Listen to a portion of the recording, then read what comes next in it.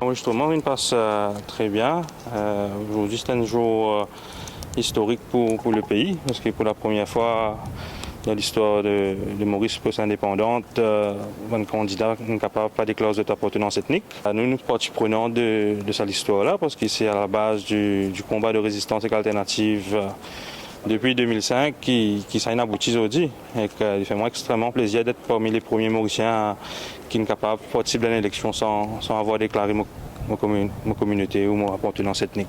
Déjà aujourd'hui, nous avons envoyé une lettre à la commission électorale parce que à travers le nomination paper, la section 3, qui nous dit que nous avons des choix, soit déclarer une appartenance ethnique, soit, comme le dit la forme, dire qu'il nous choisit pour ne pas déclarer. Et nous disons au commissaire électoral que ce n'est pas qu'il nous peut choisir pour ne pas déclarer, c'est simplement qu'il nous peine une communauté à déclarer et qu'il nous propose candidat en tant que Mauricien et citoyen de la République de Maurice. C'est ma première participation électorale et qu'on est bien parti pour faire un bon score au sein de Résistance et Alternative et en mon nom personnel.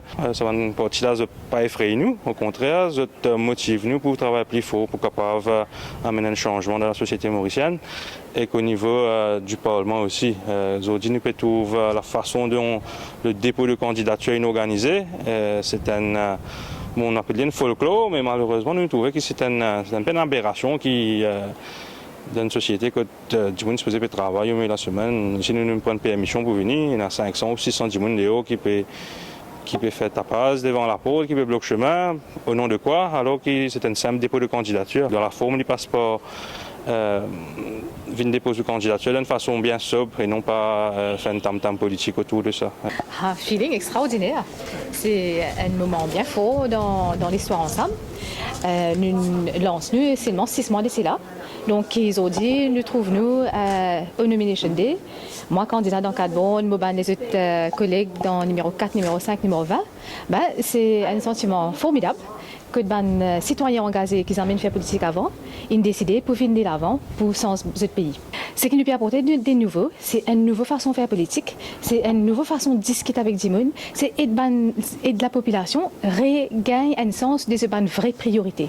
Vous comprendre qui ça veut dire, qui a une responsabilité un politicien, qui est capable d'expecter depuis des gens qui se mettent dans le Parlement. Donc, c'est tout ça, ce qui nous peut faire, c'est une conscientisation du peuple pour que les gens comprennent quand ils doivent voter, qui fait ce besoin voter d'abord et pour qui ça n'a ce besoin voter et qui fait. Je pense que c'est un sens bien fort.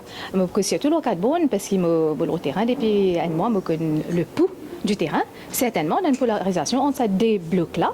Mais la population Cadbonne et la population mauricienne en entier, ils comprennent qu'il arrive la fin d'une ère politique.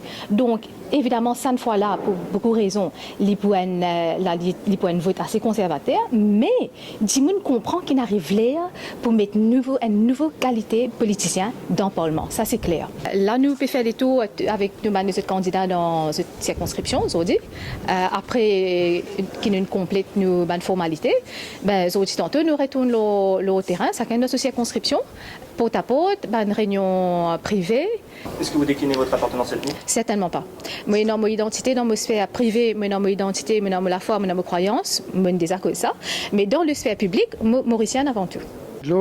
L'appartenance ethnique, depuis que nous participons dans l'élection en 83, nous faisons tout le temps comment une action de protestation. Nous faisons tout le temps choisir, pour chaque candidat à l'élite, choisir une de ces 4 communautés-là pour un tirage au sort. Ce but là-dedans, c'est pour dire que la communauté, de la manière qu'il est définie dans la Constitution, est basée sur le mode de vie. Et tout bon candidat à la liste, nous estimons que nos modes de vie n'est pas différent depuis le mode de vie n'importe qui s'en a dans ce pays-là. La promesse électorale, ça gagne tout le temps avant chaque élection. La liste, une petite promesse comme ça qui est importante. C'est, on dirait, est-ce qu'un parti peut présenter une alternative à la gouvernance autant, ou bien est-ce qu'il n'est pas peut présenter une alternative? Nous, au niveau de la lutte, nous ne pas faire aucune promesse. Nous présentons un programme qui représente une alternative. Et ce qui nous dit du monde, c'est nous finissons de faire l'opposition en dehors du Parlement depuis bien longtemps, et nous allons continuer à faire l'opposition en dehors du Parlement, mais nous pensons qu'ici, on a la voix dans le Parlement, travail qui nous peut faire en déhaut et pour accentuer. Alors, est-ce qu'il nous décourage si nous gagnons un vote? Absolument pas. Enfin, en général, nous trouvons ces affaires carte d'identité, manière qu'il rentre dans le processus électoral, nous trouvons absolument inacceptable. Vous connaissez, par exemple, aujourd'hui, ce petit man carte d'identité d'un candidat. Right?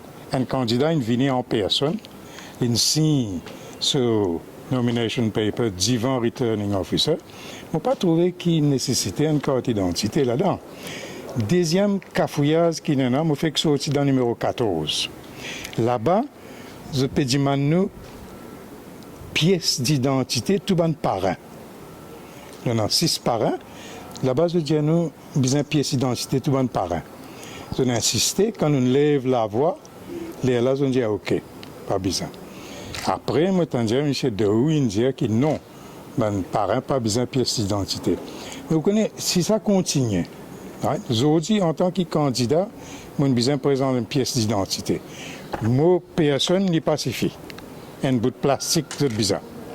Mais demain, moi, supposé, chaque député, quand il parle dans le Parlement, il a besoin de présenter une pièce d'identité code gate. Pour nous, une élection, une action qui nous fait parmi beaucoup les autres.